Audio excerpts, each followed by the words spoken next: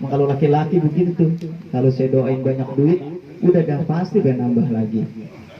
Ya, dan mudah-mudahan yang menjawab salam saya doain biar pada masuk surga. Amin Allah. Kalau yang kagak jawab, saya doain biar masuk angin.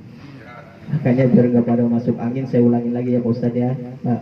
Assalamualaikum warahmatullahi wabarakatuh. Waalaikumsalam warahmatullahi wabarakatuh.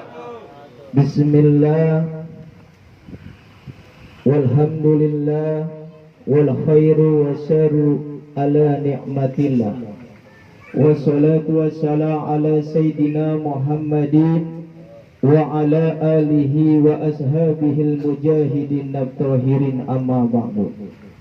Rabbi sahri sadri wa yassirli amri wahlul 'uqdatam min lisani yafqahu qawli. Shadaqallahul azim. Hari 40 hari kepergian almarhum Bapak Sukandi Ulim. Alhamdulillah banyak guru-guru yang hadir di kediamannya.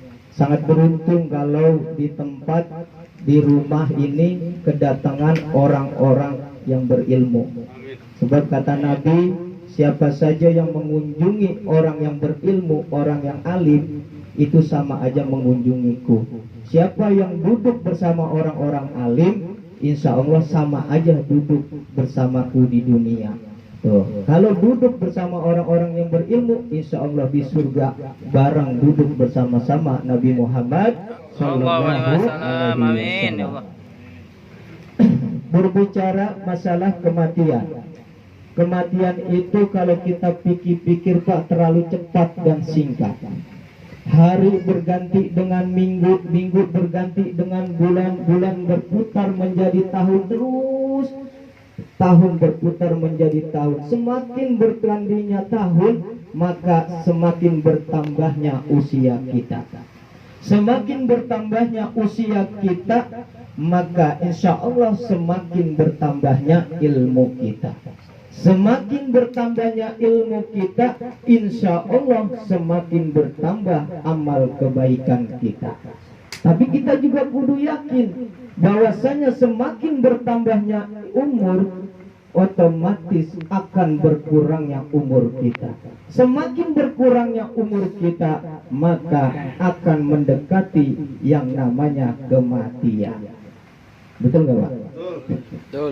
Makanya kadang-kadang kita jadi orang tua suka hilang. Kadang-kadang kita jadi orang tua suka lupa di dalam mendidik anak-anak kita, di dalam mendidik putra-putri kita. Apalagi kalau anak kita ulang tahun, orang tua repot banget nyari kue ulang tahun. Perkaranya bukan kuenya, tapi yang menjadi permasalahannya lilinnya. Lilin dinyalain, nyanyi dah happy birthday to you, anak diajarin begitu. Kita tahu bahwasanya setan itu diciptakan dari api. Wa khalaqal janna mim marijim min nar. Dan tidak kuciptakan jin iblis yaitu dari api yang menyala. Kalau kita mendidik anak-anak kita seperti itu, membimbing anak-anak kita seperti itu keluar dari syariat Islam, setahun, 2 tahun, 20 tahun kemudian kita sendiri yang akan merasakannya. Kalau kita mau mendidik anak kita, kalau kita mau mengajarkan anak kita, begitu anak kita ulang tahun, begitu anak kita bertambah usianya, ambil sejadah, disuruh sholat 2 rakaat, sujud sama Allah, berterima kasih kepada Allah bahwasanya dengan nikmat yang Allah berikan masih dikasih bernapas, dikasih kesehatan dan panjang umur. Ajarkan putra-putri kita bagaimana caranya mengingat Allah, bagaimana caranya bersyukur kepada Allah, bagaimana caranya berterima kasih kepada Allah. Sering-sering dia membaca kalimat tahmid, sering-sering dia membaca kalimat tahfiz, zikir, dan ajarkan anak-anak kita agar selalu memberi, berbagi, bersedekah, Insya Allah kalau kita mengajarkan putra-putri kita dengan aturan-aturan ajaran agama Islam, insya Allah kedepannya anak ini menjadi anak yang soleh dan soleha.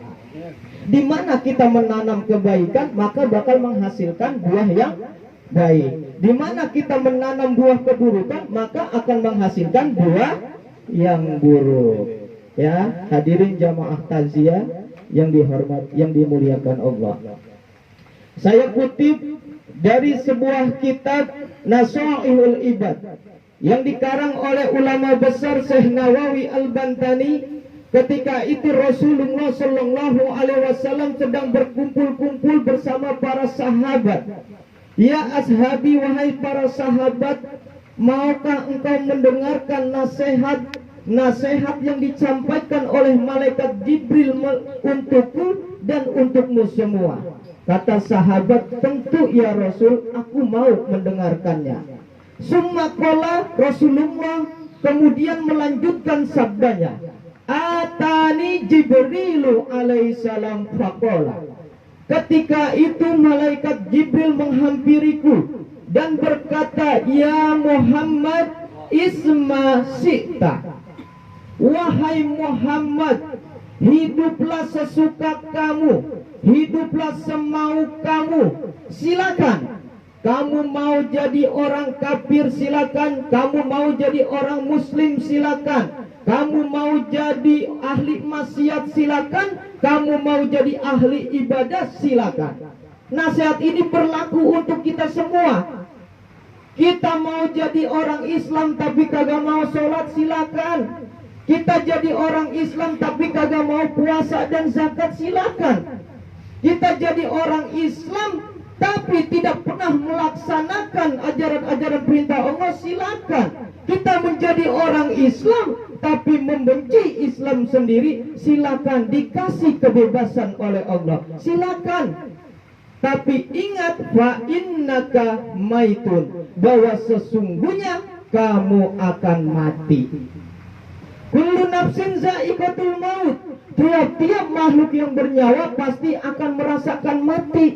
Kalau sudah waktunya, kalau sudah datang ajal menjemput, biar kata jabatan kita tinggi, biar kata pangkat kita tinggi, biar kata dokter hebat dengan peralatan-peralatan canggih, biar kata tabib itu sakti, pinter, hebat, tapi kalau sudah waktunya meninggal dunia, ngumpet di kolong semut pun, di lubang semut, pasti akan datang. Pasti kematian akan menjemput. Makanya kita dikasih kebebasan oleh Allah, kita gunakan, kita manfaatkan dengan sebaik mungkin. Bahwasanya hidup kita pasti akan mati. Lalu nasihat malaikat Jibril kepada Nabi Muhammad apa yang kedua? Wahbib min syi'ta. Ya, cintailah apa yang kamu cintai. Cintailah apa yang kamu suka. Kamu cinta dengan harta kamu, silakan. Kamu cinta dengan jabatan kamu, silakan. Kamu cinta kepada istri kamu, silakan. Kamu cinta kepada anak-anak kamu, silakan. Tapi ingat, setiap orang-orang yang kita cintai pasti akan meninggalkan kamu. Orang-orang yang kita sayangi akan meninggalkan kamu. Jadi kita silakan, dikasih kebebasan oleh Allah untuk mencintai apapun yang kita mau. Tapi jangan sampai cinta kita mengalahkan cinta kita kepada Allah. Sebab kalau kita sampai cinta berlebihan, kita cinta kepada harta kita, cinta kepada kerjaan kita, cinta kepada orang-orang yang kita cintai, istri, anak kita cinta kepada keluarga kita, suatu saat mereka yang kita cintai akan meninggalkan kita, atau bisa jadi kita yang akan meninggalkan mereka. Jadi kita cintailah seperlunya. Memang Allah mengajarkan saling mencintai makhluk yang ada di muka bumi ini, tapi bukan berarti cinta kita mengalahkan cinta kita kepada Allah Subhanahu wa Ta'ala. Contoh seperti cintanya Siti Masito. Siti Masito adalah seorang perempuan yang kerjanya sehari-harinya tukang rias, yang kerjanya sehari-hari tukang make up, sewaktu ketika dia sedang menyisir rambut istrinya Fir'aun, tiba-tiba sisirnya jatuh dan berkata, "Ya Allah, sisirku jatuh." Didengar oleh para tentara, diadukan oleh Fir'aun, "Wahai Tuanku Fir'aun, wahai Tuhanku Fir'aun, bahwasanya ada seorang perempuan yang bernama Siti Masito, dia menyebut-nyebut nama Allah." Kata Fir'aun, "Siapa Allah?" "Allah itu Tuhan. Jadi sainganmu wahai Fir'aun." Dipanggil Masito. "Wahai Masito, coba engkau jelaskan siapa itu Allah." Masito dengan tenang menjawab, "Allah itu Tuhan saya dan Allah juga Tuhan kamu." Mendengar ucapan itu Fir'aun marah, Fir'aun murka. Sebab apa? Yang ada di kerajaan itu Fir'aunlah Tuhannya. "Wahai Masito, kalau engkau ingin selamat, kalau engkau ingin aku bebaskan, maka akulah Tuhanmu." Tapi Masito tetap dengan cintanya kepada Allah, dia tidak akan mengakui Fir'aun Tuhannya. "Kalau emang itu kemauanmu, maka suami kamu, anak-anak kamu akan saya hukum mati." Lalu kata Masito, "Silakan, saya tidak takut." Dipanggillah itu suami dan anak-anaknya, disiapin kuali yang sangat gede, diisi air yang banyak, dibakar itu di pejam mendidih. Kata Fir'aun, "Sekali lagi saya kasih kesempatan, engkau mengakui aku Tuhanmu, maka suami dan anak kamu selamat." Kata Masito, tetap berpegang teguh, cinta dia kepada Allah tidak akan luntur. Dicemburin suaminya di air yang mendidih, lupak matang. Iya. Yang kedua, anaknya, "Kamu nggak cinta, nggak sayang sama anak kamu?" Siapa bilang seorang ibu nggak cinta, nggak sayang sama anak? Saya membesarkan, saya melahirkan anak saya dengan tetesan air mata, dengan keringat, dengan darah, bahkan dengan nyawa saya untuk membesarkan anak saya. Siapa yang nggak cinta sama anak saya? Kalau emang engkau cinta dengan anakmu, akui aku adalah Tuhanmu. Tetap berpegang teguh, Allah Tuhannya. Dicemburin nih anak lagi, matang lagi di panci. Ditanya lagi Masito, "Engkau masih mau bertahan? Apa engkau mau ingin mati atau hidup?" "Lebih baik saya mati berpegang teguh akidah, yaitu untuk mempertahankan cintanya kepada Allah." Iya, begitu mau dicemburin, nggak usah, saya nyebur sendiri, mati tiga-tiganya di dalam kuali.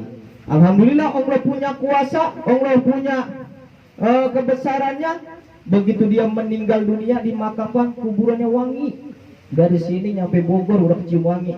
Karena mempertahankan akidahnya, mempertahankan cintanya kepada Allah Subhanahu wa Ta'ala. Lalu yang terakhir, apa nasihat Jibril kepada Nabi Muhammad? "Wa'mal ma'syiddah." Nah, hiduplah sesuka kamu, hiduplah semau kamu, kerjakanlah sesuka kamu apa yang kamu suka. Ya pokoknya kamu kerjakan di dunia ini. Engkau mau jadi ahli maksiat, silakan. Engkau mau jadi ahli ibadah, silakan. Tapi ingat, ya, setiap perbuatan yang kita kerjakan akan dipertanggungjawabkan oleh Allah, akan dipertanggungjawabkan di hadapan Allah. Kita menjadi ahli maksiat, silakan, Allah kasih kebebasan. Tapi hati-hati, kesalahan, dosa, maksiat yang kita kerjakan sekecil apapun yang membuat Allah itu murka, yang membuat Allah itu marah, akan ditempatkan di nerakanya Allah.